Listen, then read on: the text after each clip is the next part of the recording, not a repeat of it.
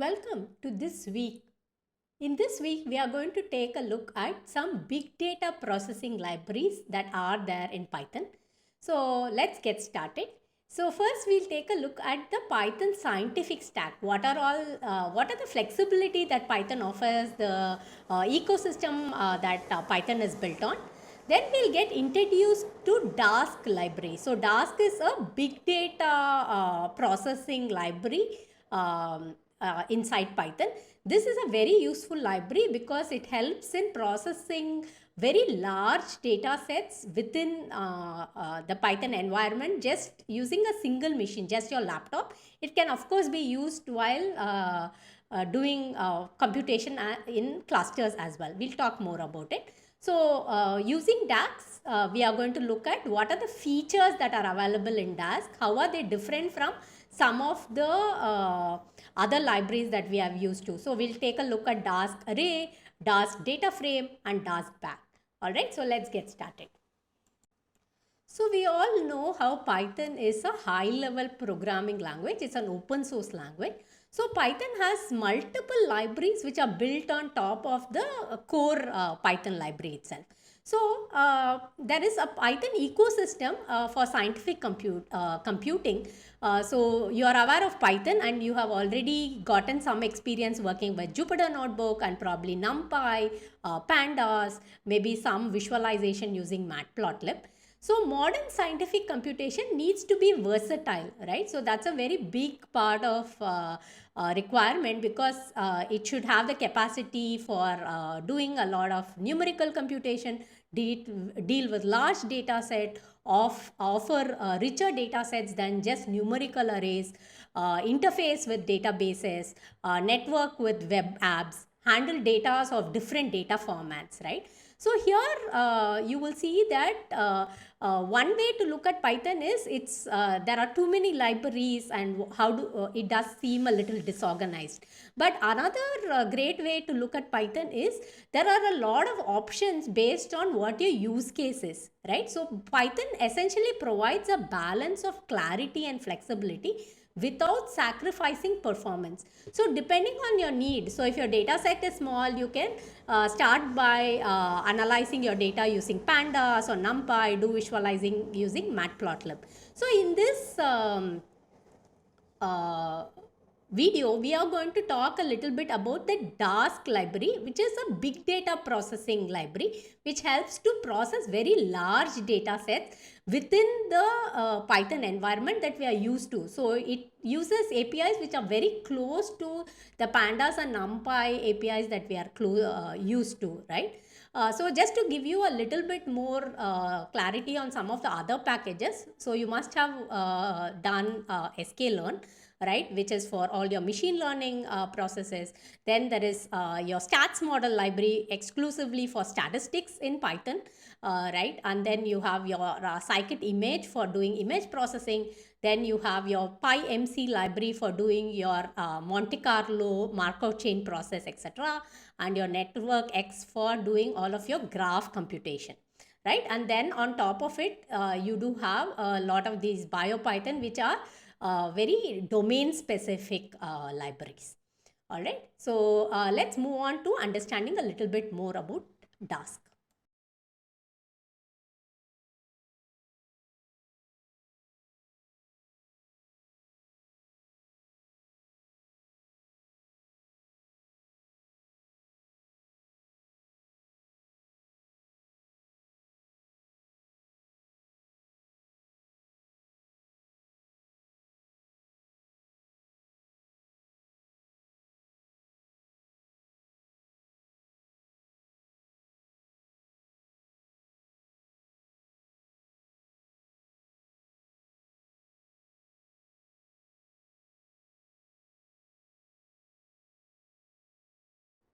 So Dask is a flexible Python library for computing data at scale, right? So it's a parallel and a distributed computing library that scales existing Python ecosystem. So it parallelizes many libraries in the Python ecosystem, including NumPy, Pandas, scikit-learn, and many others. So we'll see some examples. So that is why some of the syntax of using Dask is very similar to the APIs which the Python community is already familiar with. So Dask allows your program to scale up, right? So whether you're using your own laptop with multi-core or large memory parallelism, or you can run it on large distributed clusters on the cloud or on-premise. So it gives you flexibility for both. So with Dask, even in your computer, you can increase the performance, especially while doing computation on large data set, which becomes a problem when you are doing your computation using your Pandas data frame. So it also provides consistent user experience that aligns with existing Python community of projects. This is very important because people are already used to NumPy and Pandas APIs. So Dask sort of uses the same APIs in order to build on top of it for scale, which is essentially for doing computation on very, very large data sets. So Dask has multiple data structures very similar to the data structures that we are used to in NumPy and Pandas. So one of the fundamental data structure is a Dask array. So it's a specialized data structure that can be stored in chunks. So one way to understand it is you can think of it as multiple NumPy arrays which are arranged in a grid. So these arrays can live on the disk in your computer or across machines if you are running Dask as in clusters, right? So here the example, the visualization you see. So you can think of your Dask array as a disk. So if you have a very, very large data set, right? So it sort of chunks it into smaller NumPy arrays, and Dask takes care of how this array is inherently connected. So one of the greatest advantage of these Dask array is it allows for out of memory computation. So if you are trying to use Pandas and do a read pd.read CSV of a very, very large data file, like let's say 12 gigabyte kind of file, right? So it's going to say out of memory because it's reading into the memory.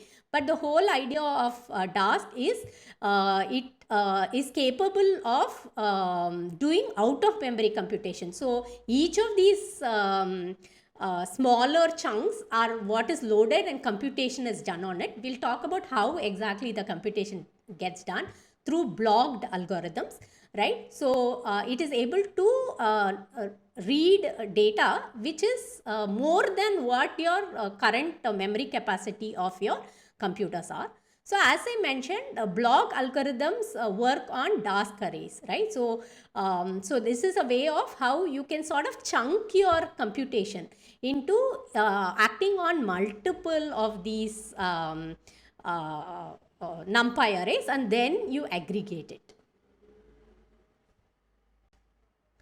So here is a very, very simplified representation of your blocked algorithms. So let's say you want to take a sum of all of these elements in the list, right? So each of these elements in the list, although this is a very small simplified example, you can think of it as being chunked, right? So the 7, 10, 20 is one chunk, 10, 1, 5 is another chunk. So then for every time, only the smaller chunk needs to be loaded into the memory in order to compute the sum, and then the aggregation happens. So blocked algorithms are algorithms that work on blocks of data or chunks, right? So the computation is broken into manageable chunks followed by aggregating results between these chunks. So Dask provides specialized blocked algorithms that work on Dask arrays and Dask DataFrames, etc. So here is an example of Dask array and comparing it with your NumPy array. So let's say you are creating an array of ones, right? So you are aware that your NumPy array can create multi-dimensional array. So here you are creating an array of 100 cross 1000 cross 1000, right? So depending on the memory capacity of your computer, this should be doable, right? But let's say you increase from 100 cross 1000 dot 1000 to 10,000 dot, let's say 10,000 dot 10,000. As you start increasing the size of your array, you will most often get an out of memory exception, right, while you're working with NumPy. But in the way of Dask, so what you do when you're using Dask Array is you use very similar API. So you import dask.array as DA, and you can, very similar to how you use mp.ones, you have da.ones, which helps you to create these very large arrays. So if you look at the images itself, it will not give you the entire content, but it sort of tells you what is the size of such an array. So here I have created a 100,000 cross 1000 cross 1000 array of ones, right? So the array byte size is about 800 gigabytes, but the chunk size is about 120 megabytes, right? So you can see that there are 6400 chunks. All right, so this is a Dask array which consists of multiple, each of the chunk, as you can see, is a NumPy array. So the next set of data structure is the Dask DataFrame, which is very similar to your Pandas DataFrame, except that now it can compute out of memory data sets as well, right? So very similar to the Dask array. So the Dask data frames are parallel versions of your Pandas data frame. So as you can see in the visual, very similar to your Dask array. So your whole data frame. So the key difference between your NumPy and a data frame is your data frame is a two-dimensional object, right? Where you have mostly used for structured data. So you have your row index and your column index. Right, so Dask can parallelize operations over data frame by utilizing multiple cores. So the Dask data frame API is very similar to your Pandas data frame API, very similar to your Dask array APIs, being similar to your NumPy API. So here the whole idea of the Dask data frame is you can directly load in structured data into your Dask data frame and do a lot of filtering and computation on it directly on your Dask data frame. So how the computation actually occurs, it follows a system of lazy and eager execution. So lazy execution is computation doesn't get done immediately as soon as you type the command, but a series of computation gets accumulated, and then when you want to get the results out, the whole set of computation is done, and then it's done on using your blocked algorithms. So here is an example of a Dask data frame and comparing it with your Pandas data frame. So we are used to reading CSV file, but Parquet is another way of structured data. Okay, so so here we are reading a file which is from a S3 bucket in Amazon. So you will need to do an install of S3FS file system, S3, which is the Amazon file storage, and PyArrow, which understands how to interpret the Parquet data set. Right, so we are very used to like pd.read CSV. Instead of that function, we are using pd.read_Parquet file. Okay, so in case you are using a Dask data frame, it's going to use an API very similar to your Pandas data frame. So you are going to do a import Dask data frame as DD, right, and then you are essentially reading the same data. Right, and that will help you to read the entire Parquet set of files. Okay, so the API is very, very similar to your Pandas API. So the modification that you need to do on your program level for doing large data frame manipulation is very, very limited. Beyond the Dask array and Dask data frame, there is a concept of Dask Bags, which are parallel collection of Python objects. So both Dask array and Dask data frame are for structured data, whereas your Dask Bag is used to process semi-structured or unstructured data. And as always, it can access larger than memory data easily, because the entire data is not pulled into the memory, only chunks of data are pulled into the memory. So it ensures small memory footprint even when running computations on large data set. So Dask bags are typically used when dealing with JSON data or your log files or your text files. So the Dask library can be used to run on a single machine.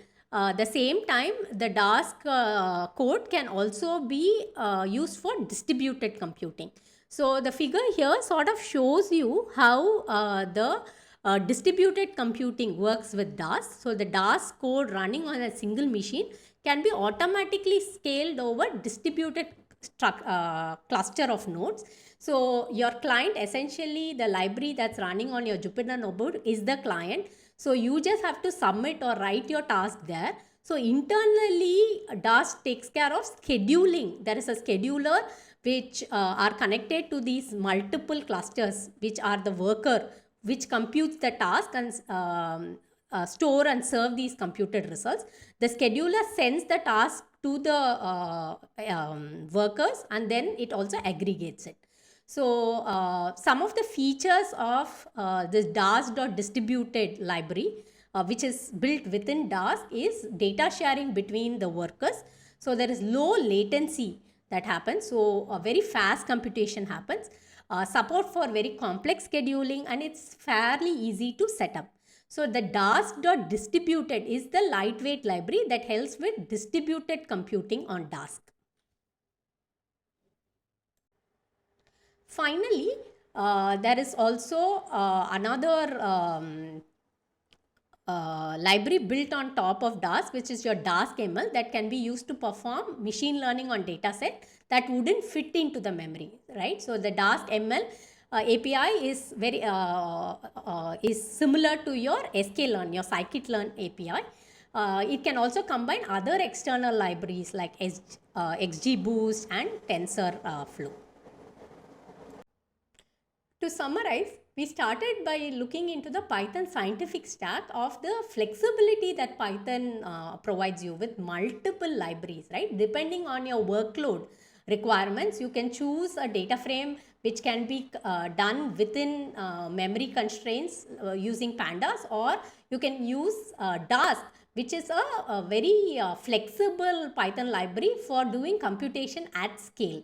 Right, we dug a little bit deeper into some of the features of Dask, looking at some of its data structures, especially the Dask Array, the Dask DataFrame, Dask Bags, etc. And then we also talked about the Dask.distributed and Dask ML libraries, which are built into Dask. So in the next video, we'll take a code demo to understand how it's different, how the efficiency of Dask works with as against a Python or a NumPy library that you are used to till now. All right. So I'll see you in the next video. Thank you.